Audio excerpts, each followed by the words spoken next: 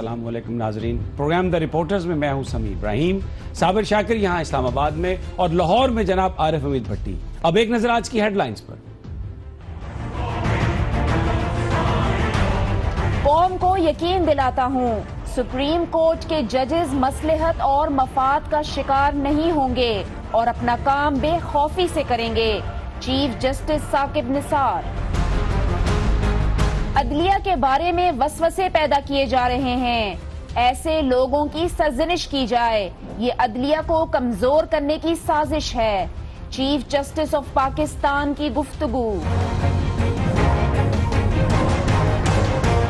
बुनियादी इंसानी हकूक के केस में अदलिया का फैसला हतमी होता है, हुकूमत भी एतराज नहीं कर सकती, सुप्रीम कोर्ट के चीफ जस्टिस ने बता दिया। वजीर आजम से DGISI की मुलाकात, क्या कोई NRO होने जा रहा है?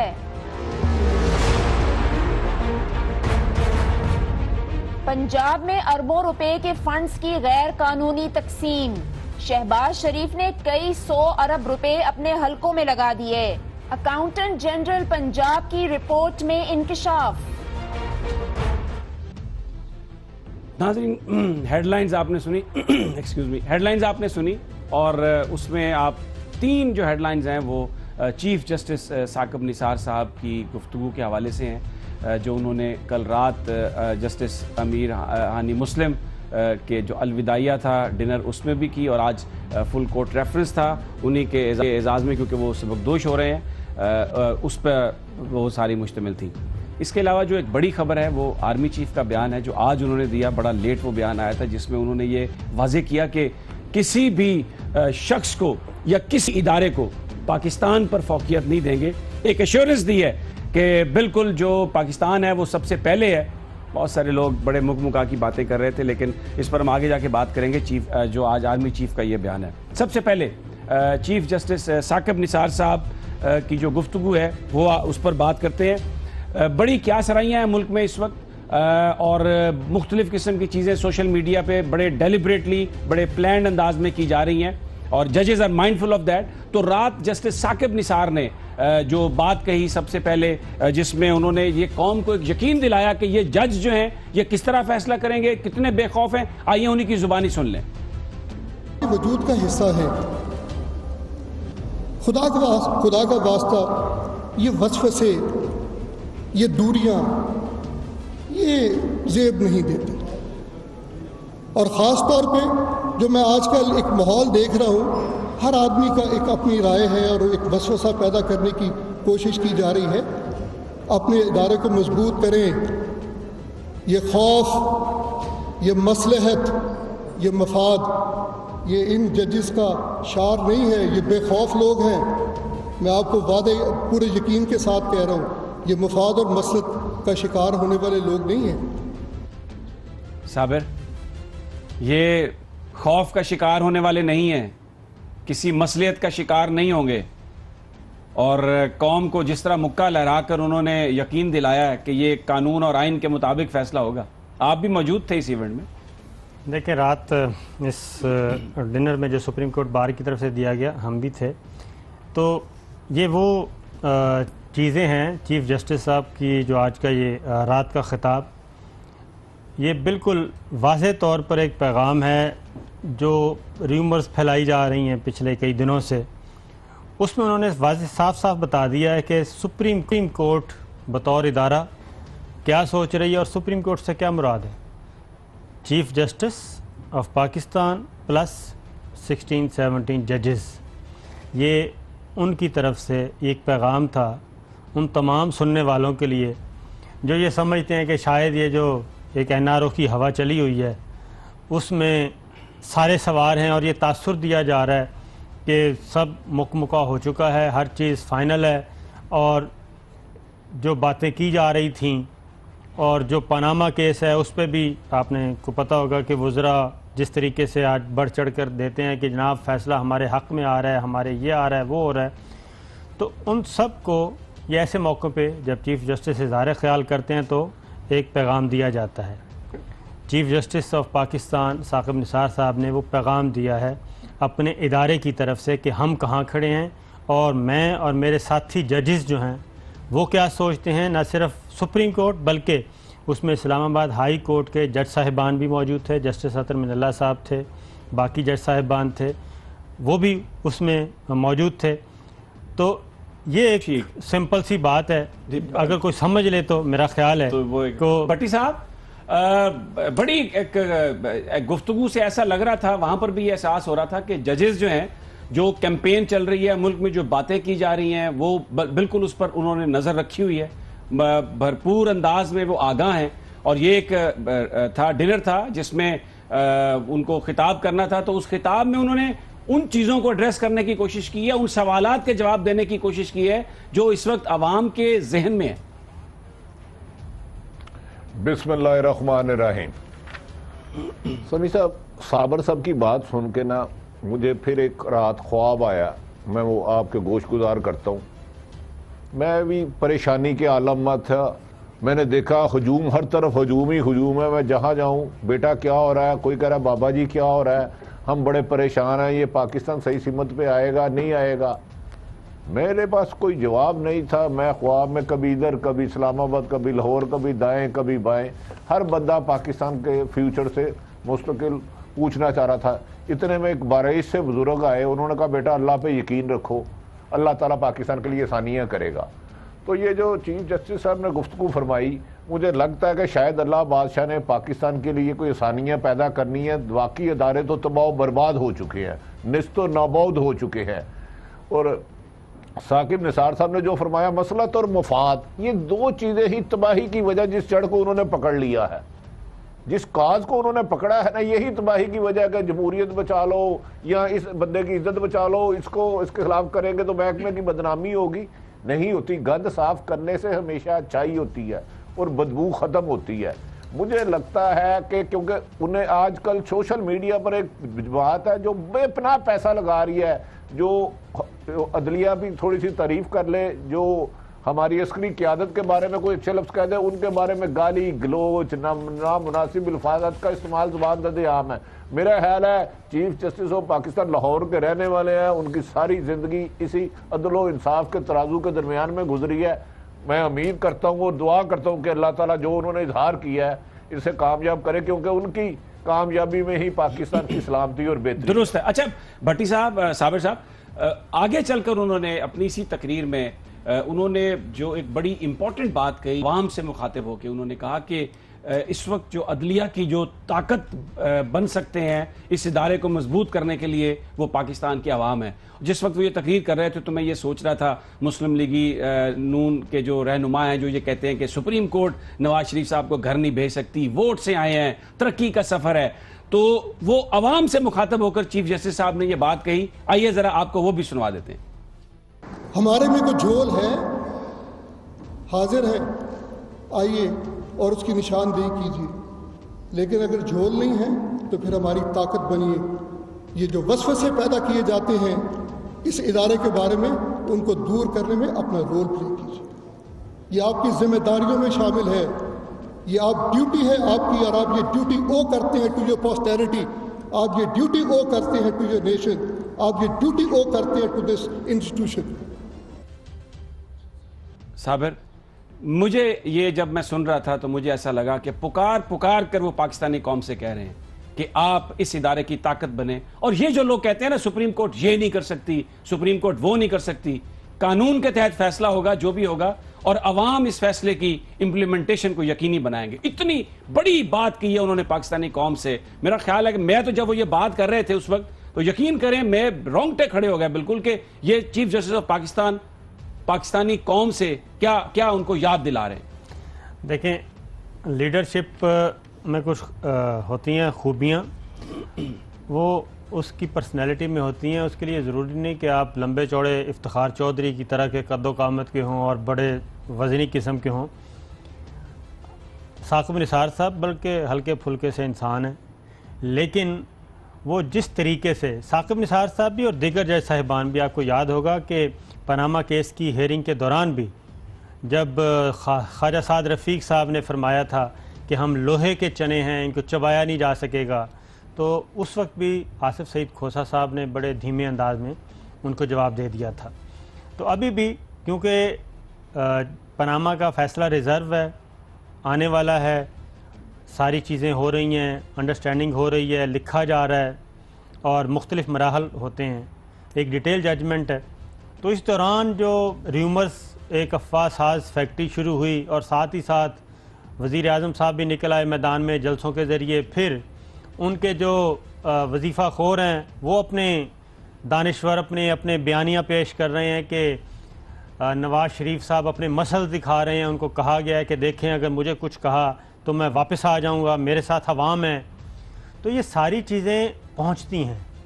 तो साकिब निसार साहब, चीफ़ जस्टिस ऑफ पाकिस्तान की ये जो तकरीर है, ये उन तमाम सवालों का, उन तमाम तड़ियों का जो उनको लगाई जा रही हैं बतौर इदारा, उसकी तरफ से जवाब है।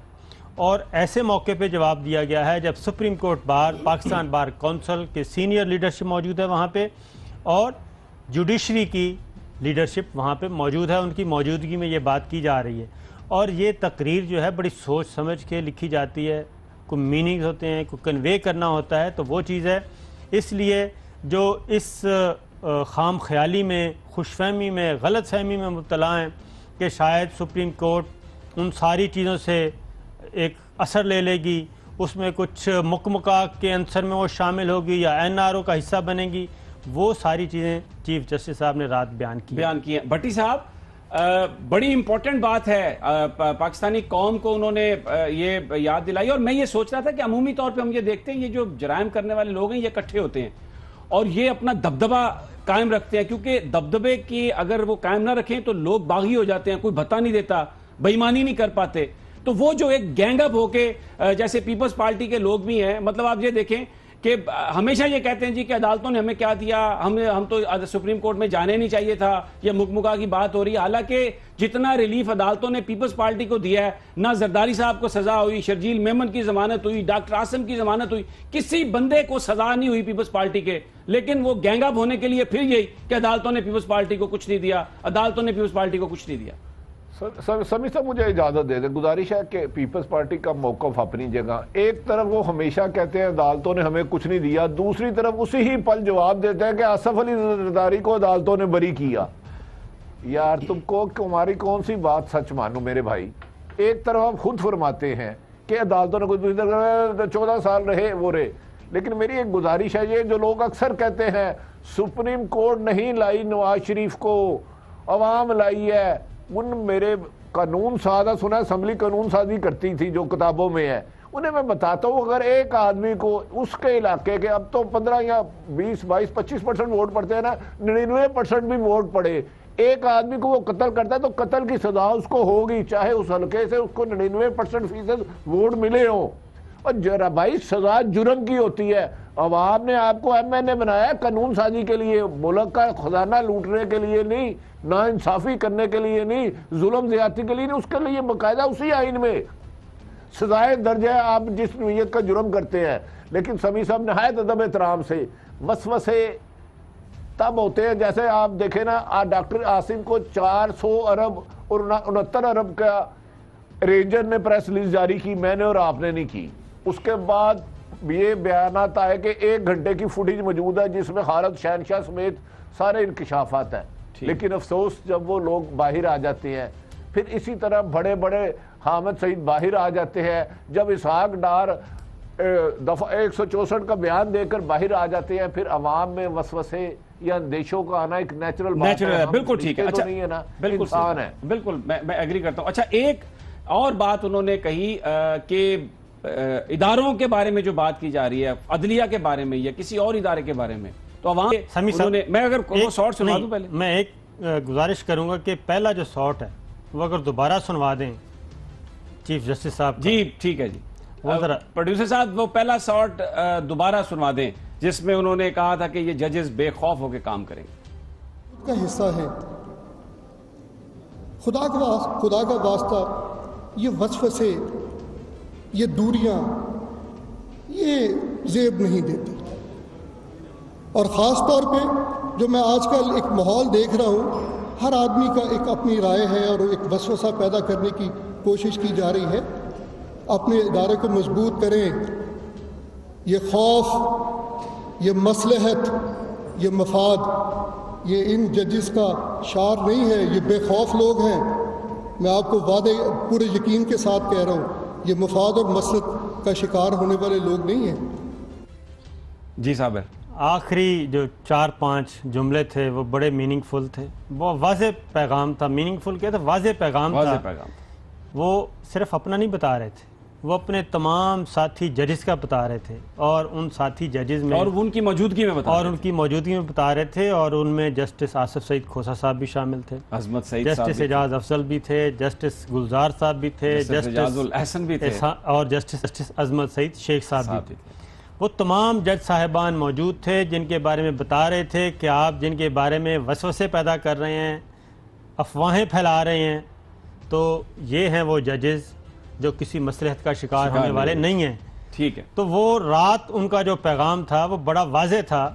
तो मेरा ख्याल है कि बिल्कुल आपकी बात सही, बड़ा वाज़े था। चीफ जस्टिस साहब की तकरीर का एक बड़ा हिस्सा अभी बाकी है। मुझे यहाँ पर एक ब्रेक लेनी है, वो हिस्सा जिसमें वो आवाम से फिर दोबारा मुखातिब हुए हैं और वो निशानदेही कर रहे हैं कि कौन लोग हैं जो इस किस्म की बात कर रहे हैं, वो आपको सुनवाएंगे। और DGISI की जहाँ वज़ीर आज़म साहब से एक मुलाकात हुई है उसका भी जिक्र करेंगे, लेकिन एक वक्फे के बाद।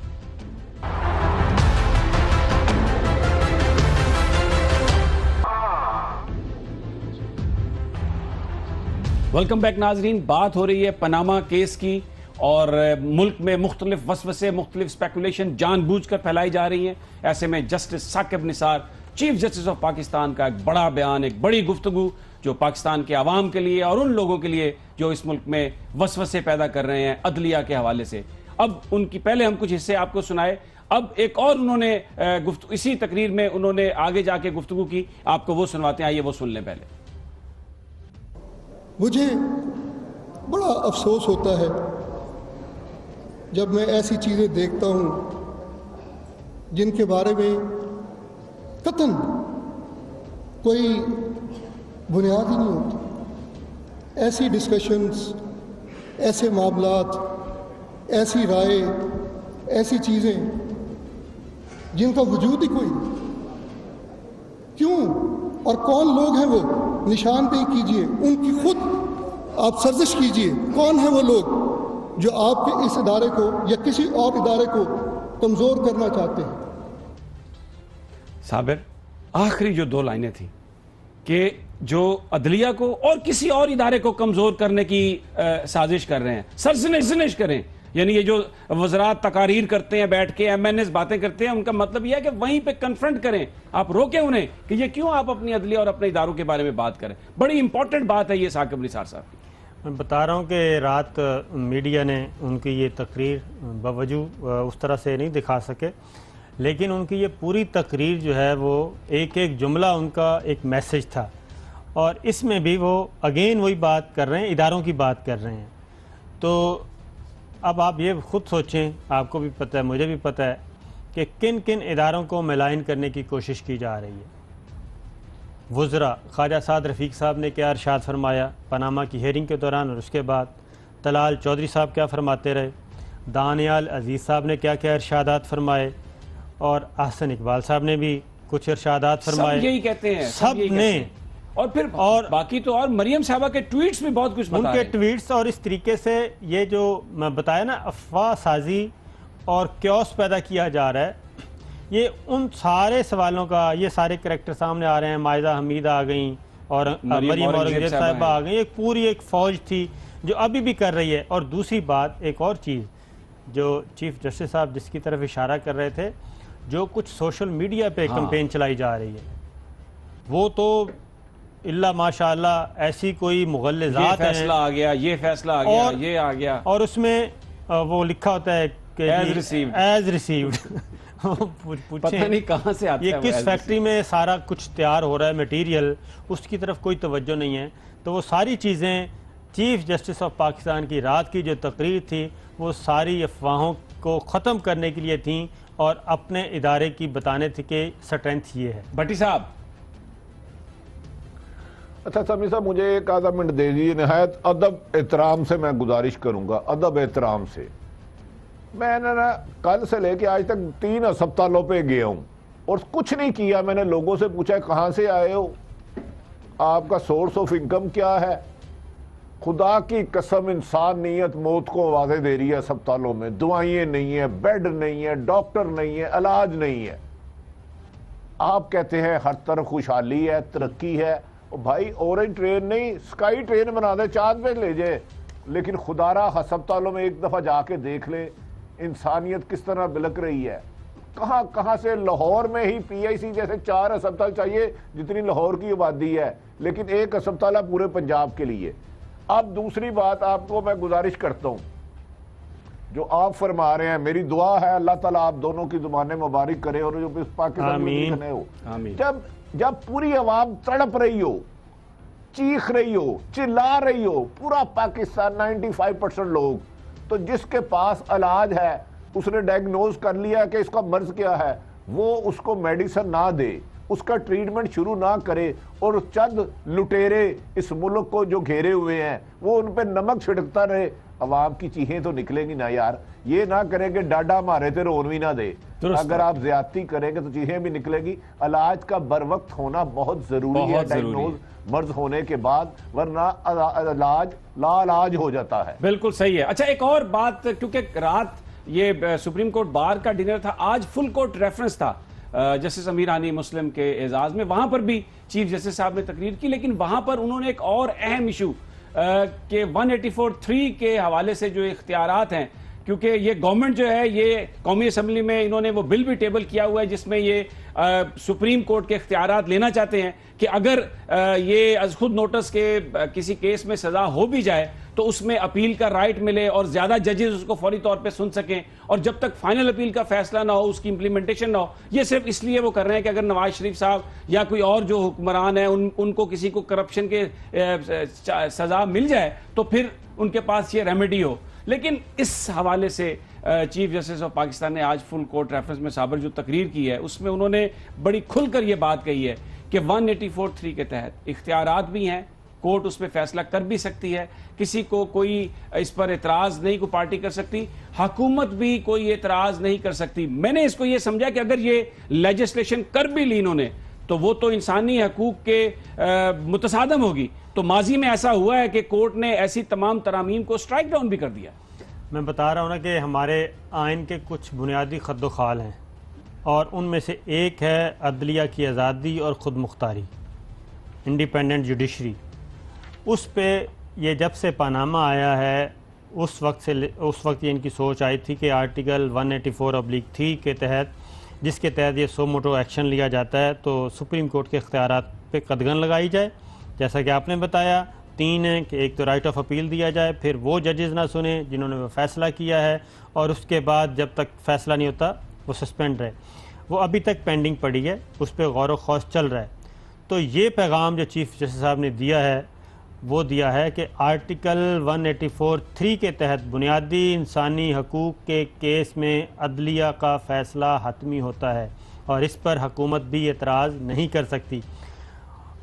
और 184(3) के तहत सुप्रीम कोर्ट शो मोटो एक्शन लेती तब है जब पब्लिक एट लार्ज मुतासर हो रही हो और बुनियादी हकूक़ का मसला हो। जब कहीं और से रेमेडी ना मिल रही हो तो तब सुप्रीम कोर्ट आती है, और ये पनामा केस भी उसी का हिस्सा है। इसलिए अगर इन्होंने उस अमेंडमेंट के ज़रिए ये करने की भी कोशिश की, वो आइन के बुनियादी रूह के खिलाफ होगा। इसलिए ये चीफ जस्टिस ऑफ पाकिस्तान ने ये मैसेज दिया है कि इस तरह के इक़दाम से बाज रखा जाए अपने आप को। भट्टी साहब खुल के कह दिया है कि आप ये ऐसा कोई कुछ काम ना करें जिससे अदलिया के इख्तियारात में कोई कमी हो। अच्छा समी साहब, देखिए पाकिस्तान में ना या दुनिया में इस मुल्क में सबसे बड़ी अदालत सुप्रीम कोर्ट है, उसके बाद सिर्फ अल्लाह बादशाह की अदालत रह जाती है, कोई और अदालत नहीं रहती। एक बात मेरी याद रख लें, जो इस वक्त ये साजिशें कर रहे हैं ना, अगर सुप्रीम कोर्ट ने ऐसा फैसला दिया तो ये करेंगे।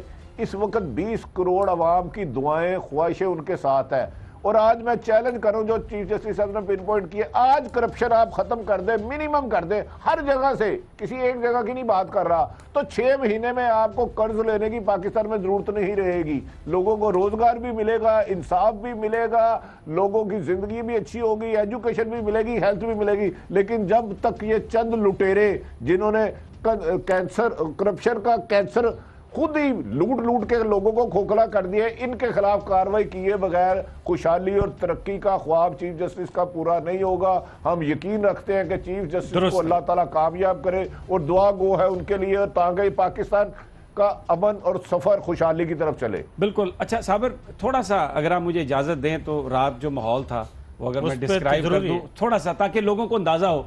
जजेस थे वहां पे, इंतहाई खुशगवार मूड में थे, जर्नलिस्टों से भी उन्होंने बातें की सब, और बहुत सारे जर्नलिस्टों ने सवाल भी किया फैसले के हवाले से और ये पूछा कि एज रिसीव्ड मैसेजेस आ रहे हैं, आप उनको भी देख रहे हैं। तो एक, मैं नाम नहीं लूंगा बिल्कुल, जज साहब ने कहा कि मैं तो सोशल मीडिया पे ज़्यादा तवज्जो नहीं देता, और उन्होंने ये कहा कि मैं तो एक उंगली से टाइप करता हूँ।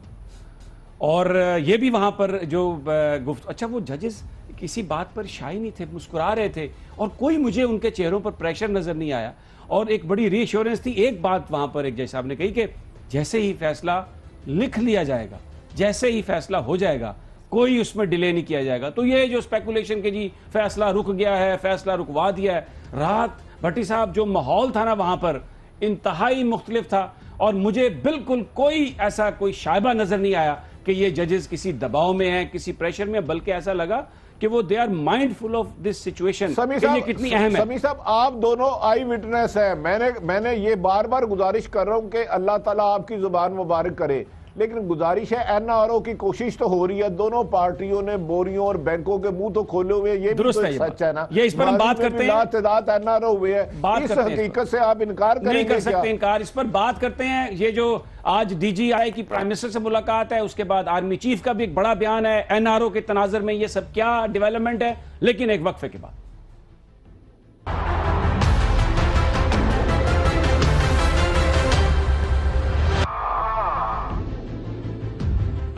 वेलकम बैक साबर। दूसरे मौजूद पर जाने से पहले आप भी थे रात वहाँ पर। अच्छा, एक तो ये जो बात चल रही थी ना कि जनाब फलां नहीं मान रहे, फलां साहब नहीं मान रहे, तो एक जर्नलिस्ट, उनका नाम ही लेता, उन्होंने जस्टिस आसफ सईद खोसा साहब से पूछा कि सर कब आ रही है जजमेंट। तो उन्होंने कहा कि देखें ये स्वीट डिश खा रहा हूँ मैं, ये मुझे खाने दें और खाने का टाइम है। तो ये है कि जब भी फाइनल हो जाएगा हर चीज, डिले नहीं होगा, डिले नहीं होगा। बड़ा तो खुल के ये बात उन्होंने कही। और आज जब आसिफ सईद खोसा साहब से आज भी पूछा गया तो उन्होंने कहा कि उन्होंने पूछा सर चलें ये बता दें कि कितने हमने तैयारी करनी होती है, 2 हफ्ते। उन्होंने कहा हफ्तों की बात नहीं है, अब दिनों की बात है, चंद दिनों में ये आ जाएगा। तो इसलिए अंदाज़ा लगाया जा रहा है कि शायद नेक्स्ट वीक जो है वो जजमेंट आ जाएगी। लेकिन एक बात उस जर्नलिस्ट ने कही, साथ आसिफ सईद खोसा साहब के साथ ना वो बैठे थे जस्टिस एजाज अफजल साहब। तो उसने जर्नलिस्ट ने कहा आसिफ सईद खोसा साहब से कि सर ये आपने इनको मना लिया, जस्टिस एजाज अफजल साहब की तरफ। तो जस्टिस एजाज अफजल साहब ने एक घुरी डाली उसको तो जर्नलिस्ट को फिर दोबारा उधर नजर नहीं आया। तो ये जो चीज, और वो सब साथ साथ बैठे थे। अजमत सईद साहब के साथ एजाजुल हसन साहब बैठे हुए थे, दूसरी तरफ जस्टिस गुलजार साहब बैठे हुए थे, बिल्कुल सब साथ साथ थे। तो इसलिए फिर इसी तरीके से अजमत सईद शेख साहब से भी जर्नलिस्टों ने गपशप लगाई। वो जरा जॉली, तो बड़े जॉली और शुक्र है कि उनकी सेहत बड़ी अच्छी थी, बड़ा हंस रहे थे, he was without any tension माशाल्लाह। और उन्होंने जो गुफ्तगू की वो फिर हम बयान नहीं कर सकते इशारों कनायों में। तो कहने का मतलब ये है कि ये जो है ना लुडियां डालने वाले, बड़े मायूस, लुडियां वुडियां नहीं डली जाएंगी, ना ही वो कहते हैं कि क्लीन चिट तो बिल्कुल नहीं है, नहीं मिलेगी। ठीक है, नो क्लीन चिट। लगता तो ऐसे ही है कि जो नहीं मिलेगी, क्योंकि बड़ा वाज़ेह पैगाम आता। अच्छा भट्टी साहब, एनआरओ का बड़ा तस्करा है, आज 2 बड़ी अहम बातें हुई हैं। डीजी ISI मिले हैं वज़ीर आज़म साहब से, मुख्तलिफ चैनल ज़राए के हवाले से ये खबर चलाते रहे कि डॉन लीक्स पर भी बात हुई है, लेकिन जो बड़ी गुफ्तगू हुई है शाम में, जो ISPR की तरफ से आई है, जो जनरल कमर जावेद बाजवा ने यह कहा कि किसी फर्द को, किसी इदारे को पाकिस्तान पर फौकियत नहीं दी जाएगी, और नेशनल सिक्योरिटी जो है उसके हवाले से तो बिल्कुल ही किसी को फौकियत नहीं दी जाएगी। तो ये सारी गुफ्तगू तो उसी तनाजर में है जो इस वक्त डॉन लीक्स के एनआरओ की बात हो रही थी, और अब क्योंकि कोर कमांडर कॉन्फ्रेंस महीने के आगाज में फिर होनी है तो एजेंडे पर होगा। मुझे आप अर्ज कर लेने दें जी, मुझे आप अर्ज कर लेने दें। आप दोनों साहिबान बड़ी बड़ी महफिल में जाते हैं, जनरलों से मिलते हैं, जज साहिबान से मिलते हैं और पॉलिटिशियन से मिलते हैं। मैं तो फकीर आदमी हूँ, मेरा तो सोर्स गार्ड ये वो छोटे मोटे लोग होते हैं। भट्टी साहब, मैं तो बड़े सुन लें, बात मुझे है, नहीं पता ये भट्टी जजों की साहब, क्या अहमियत है, ये जज जर्नैल कैसे बनते हैं। भट्टी मुझे साहब, तो इतना पता है। मेरी एक बात सुनेंगे? जी सर, जी सर। आप सर। एयरपोर्ट के पास एक घर है बहुत अच्छा सा, वहां आप क्या लेने जाते हैं? नहीं, आपने बात करने थे, बहस दूसरी तरफ चली जाएगी, टाइम कम है। 4 साल से नहीं भट्टी किया। साहब प्लीज आप इसी नहीं, पे नहीं। रहें, बहस दूसरी तरफ चली जाएगी। नहीं ठीक है, वो मेरा भाई जो कहेगा इसका। गुजारिश ये है समी साहब, अब ये बातों का वक्त नहीं रहा, अब अमल का वक्त रहा है। अब ज्यादा बातों बयानों से ट्वीट से नहीं रहा, ये एक हकीकत है। एनआरओ होता रहा, एनआरओ होने की कोशिश की जा रही है। डॉक्टर आसम हो, नवाज शरीफ का बाहर जाना हो, जियाउल हक का आना हो, जुनेजो को हटना हो, इसहाक डार का केस हो, स्विस केस हो, एनआरओ से हमारी हिस्ट्री भरी हुई है और अब भी कोशिश की जा रही है। मैं अपनी इन बातों पे, हाँ इसका हिस्सा कौन बनता है कौन नहीं बनता ये आने वाले चंद दिन बताएंगे, उसके बाद ही मैं अपनी राय का इजहार करूंगा। ठीक है, अच्छा मैं साबिर डीजी आईएसआई की मुलाकात हुई, एनआरओ की बात हुई, लेकिन मैं एक छोटा सा शॉर्ट है उनका, वो आपको सुनवाना चाहता हूं कि उनके भी ख्यालात और नज़रियात बड़े वाजे हैं। प्रोड्यूसर साहब अगर वो सुनवा सके, जब वो कोर कमांडर कराची थे। Ladies and gentlemen, there is also urgent requirement to go after white collar crime and sever their linkages with criminality. White collar crime जो है ना वो यही होते हैं, फाइनेंशियल क्राइम। बल्कि मैं तो समझता हूं कि ये जिस तरह का पनामा लीक्स वाला क्राइम है ना नेशनल सिक्योरिटी के खिलाफ, ये भी व्हाइट कॉलर क्राइम के साथ थोड़ा सा मिलता जुलता है। तो इनकी अपनी ओपिनियन ये है कि ये उनके जो सहूलतकार हैं और इन जराइम को खत्म करने की जरूरत है पाकिस्तान के लिए। तो जब आज प्राइम मिनिस्टर से मिल रहे होंगे, डॉन लीक्स के हवाले से बात हुई होगी, तो अच्छा, ये चीजें तो याद होंगी डीजी मैं आईएसआई आपको को। बड़ी जिम्मेदारी के साथ बता दूं। जी जी भट्टी साहब, सिर्फ एक बात यार, वो याद आ गया है अरशद शरीफ साहब का मैसेज आया, तेरे वादों पे कहां तक मेरा दिल फरेब खाए, कोई ऐसा कर बहाना मेरी आस टूट जाए। ठीक है जी। अच्छा, मैं आपको बड़ी जिम्मेदारी के साथ बता रहा हूं कि आज की जो मुलाकात और मुलाकात के हवाले से जो अफवाहें फैलाई जा रही हैं, डीजी आईएसआई वहीं पे खड़े हैं जो उनकी स्पीच थी। डॉन लीक्स पे कंप्रोमाइज़ का 0% भी चांस नहीं है, 0%, 0.0001% जिसे कहते हैं वो भी नहीं है। अगर आप ये कहें कि जनाब आज डीजी आईएसआई ने पता नहीं प्राइम मिनिस्टर के साथ मिलके क्या किया, और यार समी मुझे साबर का जवाब लेने दो। जी सर। समी सिर्फ 30 सेकंड, आखिरी 30 सेकंड। जी समी साहब जी प्लीज सुन रहे हैं। कहते हैं तेरे बेखुदी बेसबब नहीं गालिब, कुछ तो है जिसकी पर्दादारी है। मैंने सुना है ये। ठीक है, नहीं सर, आपकी वो पर्दादारी कुछ भी नहीं है। मैं आपको बता रहा हूं कि मामलात वहीं के वहीं हैं जहां से जनरल रिजवान मैं कल जा रहा हूं नहीं यार, हाँ मैं पहले वापस बताऊंगा क्या जहां पे जनरल रिजवान साहब ने छोड़े थे।